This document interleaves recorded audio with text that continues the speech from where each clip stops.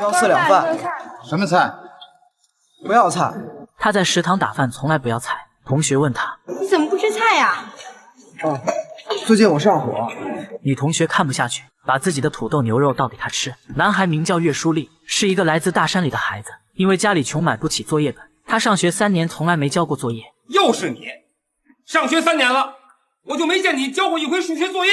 老师决定考他。你把勾股定律给我背一背。a 方加 b 方等于 c 方，也就是说，在直角三角形中，两直角边的平方和等于斜边的平方。老师被他的回答震惊了，原来自己还有这样的好学生。放学后，他把书立单独留下来，给了他一张卷子让他做。结果一转身的功夫，书立就做完了。徐老师核对答案竟然全对，要知道这可是中学生数学竞赛的卷子啊！毫无疑问，书立是个读书的料。徐老师是村里唯一的数学老师，老婆拉他看电影，他心里只惦记着看书。老婆晚上关灯睡觉，他打着手电筒还要看书。村里的人都笑他是徐瞎子，说他一辈子也走不出大山。他把自己的梦想寄托在书立身上，决定好好培养这个学数学的好苗子。他来书立家了解情况，结果看到书立和继父扭打在一起。原来刚刚书立放学去帮母亲干农活，却发现母亲额头上有淤青，他知道又是继父打的，于是回到家找继父算账。徐老师说明了来意，他把书立做的卷子拿给爷爷。100分啊！是100分。这是全市数学精英预选赛的试卷，答题的就是书立。校长决定让书立代表学校去市里参加比赛。爷爷听后高兴极了，表示支持。可书立却不以为然。现在正是家里农活最繁重的时候，为了帮家里减轻负担，书立旷课到地里除草。徐老师得知后非常气愤，上去就是一脚，夸你2句。你上天了。徐老师掏出数学比赛的准考证，可书立压根不接，说自己还要除草。这时刚好遇到几个逃课的学生，徐老师便让他们回家拿锄头，一起帮书立除草，让他腾出更多的时间学习。徐老师一边干活还一边向他提问。最后那道题的答数是多少？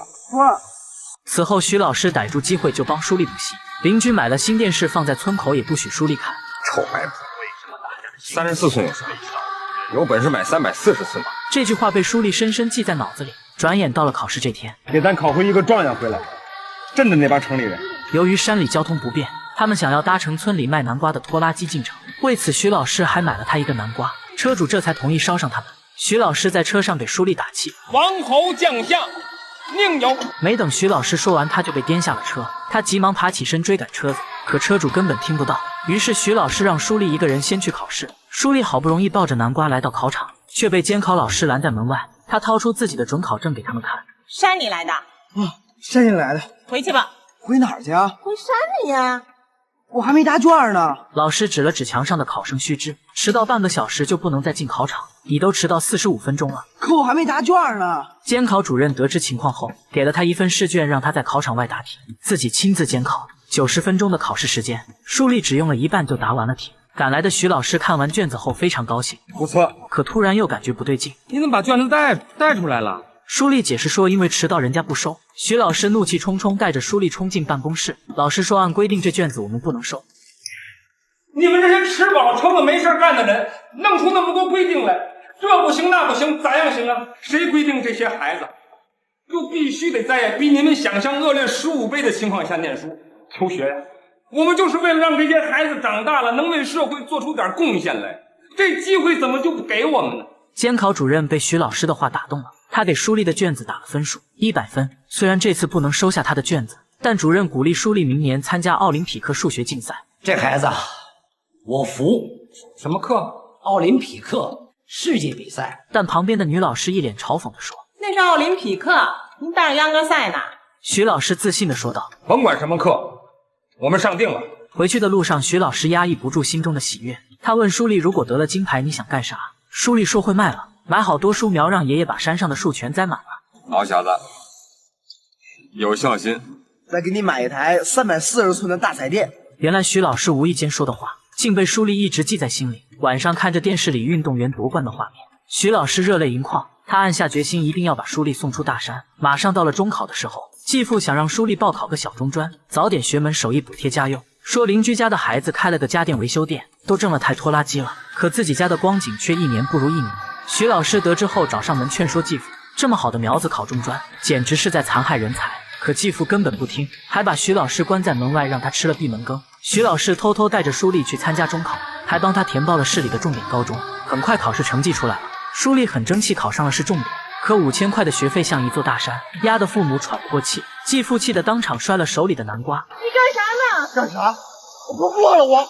爷爷得知后冒雨上山砍树卖钱，这可是他守了一辈子的树林啊！舒丽也跑到石料厂干活去了。徐老师得知后当场给了他一巴掌，他让舒丽安心看书，自己则装起了石子。家里东拼西凑也就凑了2000块。徐老师回到家和老婆商量，能不能把家底拿出来先借给舒丽。老婆也很开明，她知道徐老师爱惜自己的学生，于是早早就把钱准备好了。徐老师半夜把钱送到舒丽家，看到家里为了自己上学如此为难，懂事的舒丽告诉爷爷不想上了，气得爷爷脱下鞋子就给舒丽一顿打。打着打着，爷爷就心疼得直掉眼泪。爷爷不许舒丽再说不上学的傻话。爷孙俩就这样抱在一起。马上就到了开学的日子，舒丽换上一身过年时才穿的干净衣服。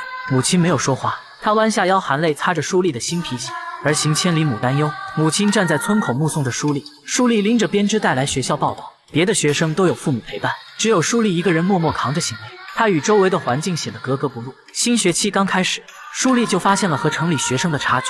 虽然自己数学很好，但英语和计算机却完全不懂。她只好趁别的同学睡觉时，借人家的复读机努力学习英语听力。为了减轻家里的负担，她打饭时只要米饭，舍不得吃菜。好心的女同学打来土豆牛肉，一股脑倒进她的碗里，两人也成了很好的朋友。